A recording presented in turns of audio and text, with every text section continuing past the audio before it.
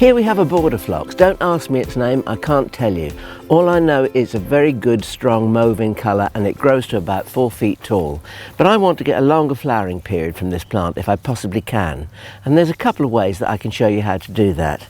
The Hampton Court Flower Show is on about this time, and it's the end of June, beginning of July, and it's a good time to practice a little tip called the Hampton Hack. And all you do is you take every other shoot of the phlox plant and you cut it back by about a third. That's the bit I've removed. Now the idea is that the bit that's left behind will produce side shoots from the leaf axils, and they will flower a good fortnight later than the ones that I don't cut.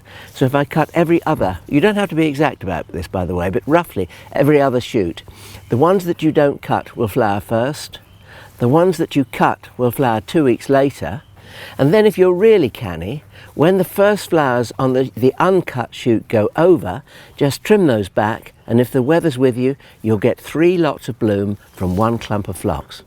How's that?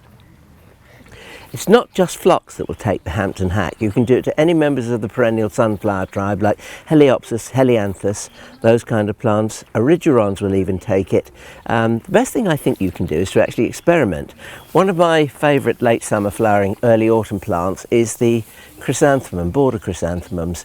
Probably single flowered, good old fashioned, the kind of plants that you cut bunches and bunches of. Just for instance, say you're going on holiday in September and you don't want to come back and find that these are finished. About the end of June, beginning of July, hack them all back.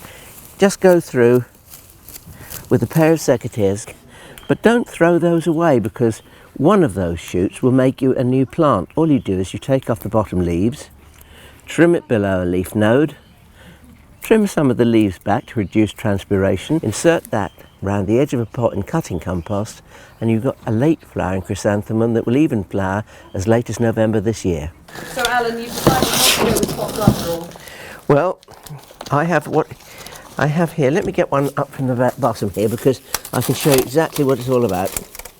There is a cell tray. It has 12 cells in it, 3 rows of 4, and that means that filled with compost, like we've got here, gently firmed down and given a little bit of water, each cutting will then have its own separate little pot. And so that when the roots fill that cell tray, the cutting can come out without having its root disturbed, and so it will grow away very quickly and very vigorously, which is what you want when you're doing late cuttings. Now, whenever I get things out of these pots, I always break all the little cells and I find it very hard to use them again. What am I doing wrong? Is it I just don't know my own strength? You could possibly be trying to get the plants out before they've made sufficient root. If they've made sufficient root, the roots will hold the soil together and so they will come out cleanly. The other thing is don't try to pull them out when they're too dry. Make sure that you water them in the morning and give them about 2 hours to drain and then take them out. To prepare the cutting, we snip with a very sharp pair of secateurs below a leaf node. We take the 2 lower leaves off and we push up the leaves like that and we trim them. The reason for doing this is to reduce the amount of transpiration through those leaves while the cutting is rooting. Then all we do is we gently insert the base of the cutting into the compost, give it a little firm, tap it down, and it's done. Straight into the propagator.